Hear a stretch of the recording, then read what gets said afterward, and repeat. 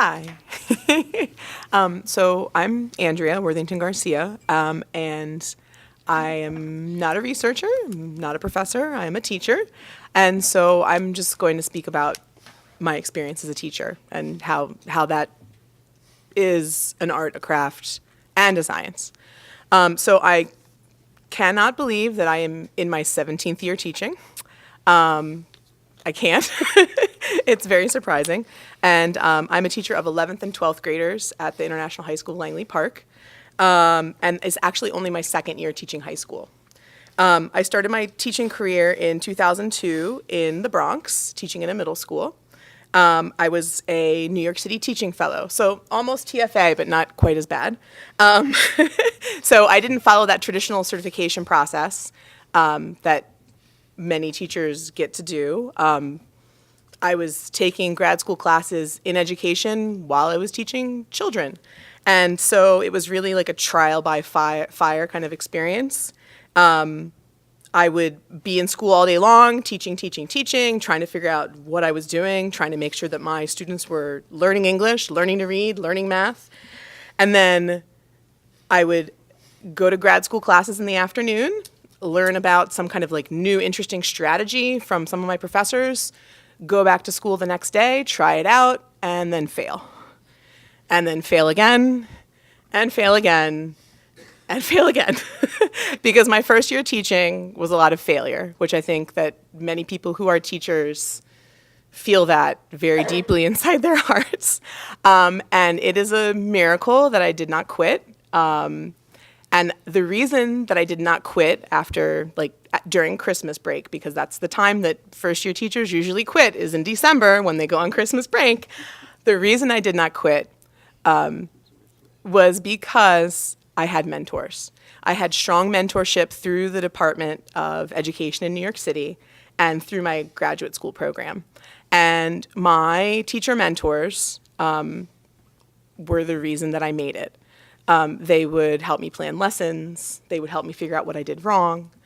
They would help me make it better. And they were really the only people that were cheering me on when it seemed like I had an administration that was like hoping that I would fail, because that's really what it felt like. So because of them, I stuck with it and actually ended up staying at that same school in the Bronx through 2011. I transitioned, it was a K-8 school, and I transitioned into the elementary school side after doing 2 years of middle school, because if you teach middle school, you know that is some serious teaching happening there. So I transitioned into the elementary school. I did elementary school for about 7 years in the Bronx. And then after my daughter was born, my husband and I moved back down to Maryland. And I became an ESOL teacher in Prince George's County Public Schools. And the majority of my teaching career in Prince George's County Public Schools has been in elementary school. So needless to say, my national board certification process was done at the elementary school level. I finished that process in spring of last year, and then got that email that said, log into your account and check and see if you did it. And I did it, surprisingly, because it's a very difficult process, and I was really not sure whether or not I was going to make it, but I did. And I mean, it felt good and maybe a little anticlimactic, but good nonetheless. But I still don't feel like an expert after 17 years. I still don't feel like I know what I'm doing some days. I still feel like I have so much that I have to learn. And I wonder almost on a daily basis, like, what does it mean to be a great teacher? I question myself constantly, like, am I making the right choice? Like, is this gonna have an actual impact in my students' lives? Like, are my students going to be able to learn this concept and understand what it is that I'm trying to get across if I teach this way? And I think that maybe one of the reasons that I am a good teacher and I was able to get that national board certification was because I'm reflective. And I always have been, even when I was in that first year of teaching and like sucking at it miserably. I was reflective and thought, like, is this working? Is this not working? How can I make this work? some of you might wonder, like, how does somebody who spent the majority of their career working with 8-year-olds decide one day to then start working with 18-year-olds? Because it's a big jump. I remember going and telling some of the former colleagues that I worked with in some of the elementary schools that I was in, hey, you know, next year I'm not going to be with you anymore. I'm going into a high school. And they were like, what? Why? Why would you want to? Oh, no. But I think that, well, part of it, one of the main reasons that I decided to do that was it was the 2016 election, to be honest. I didn't feel like what I was doing in education, in public schools, was having enough of an impact. Even though, I mean, it does, but it wasn't enough. And I needed to do something more, like, to protest what was going on in this country, like, besides just, like, writing a check to, like, some kind of democratic cause. So what better way to, like, make myself a protest than get a job in a school that is just for immigrants? And I mean, we're talking kids that that migrant trail of people that came from that are coming from Honduras, that were coming from Honduras, that they're not letting into this country right now. Like, those are like my students' families. You know, like these are the kids that I teach right now are the kids that flooded into this country in 2014. That's who they are. And so my job is a form of protest. I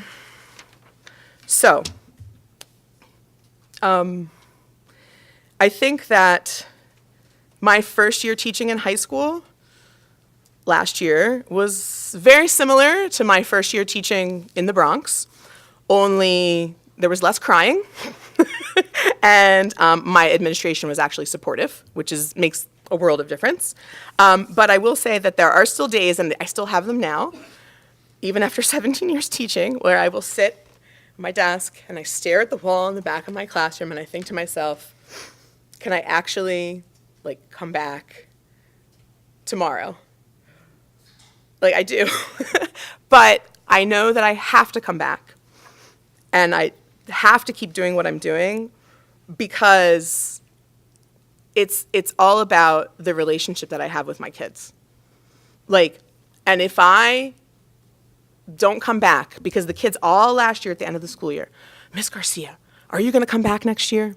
You know, like, so many teachers are only here for like a year or two and then they leave. I can't be that person. Like, I need to be there for them. Like, I have to come back. I have to keep showing up every day. So I do.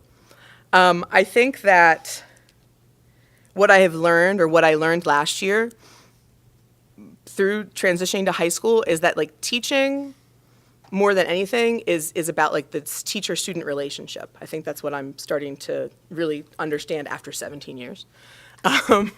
That it's all about, like, how am I connecting with my kids? Like, what is this, like, actual authentic relationship that I have with them as a teacher and them as my students?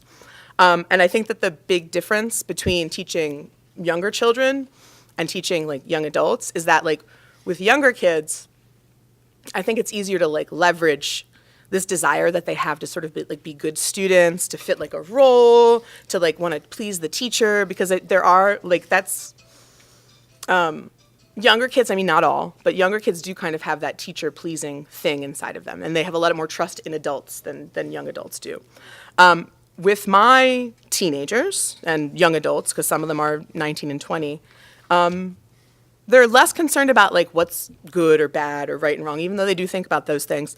They're more worried about whether or not you are honest, you are a real person, and you actually care about them, and you actually have a real relationship with them. Like, last year, in some of my classes, I couldn't get the kids to do anything. I'd be like, man, you're failing my class. Like, you gotta do something for me. And they would just look at me and they'd be like, mm-hmm. Because they didn't feel like I cared about them. They didn't feel like we had, like, a real, authentic connection, like a real relationship. But as the year went on, I started to learn that, like, that was very important, that I really needed to, like, be forming those relationships, making those connections. And I can honestly say to you, like, right now sitting here, that I genuinely care about every single kid that comes into my classroom on some level or another.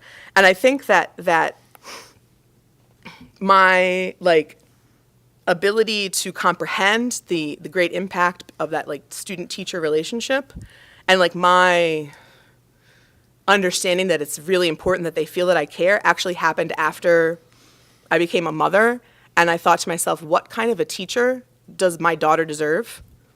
And that's the kind of teacher that I try to be every day. And I tell that same thing to like the parents of my students. Like, I consider your son like my son, and I try to be the kind of teacher that like my own children deserve.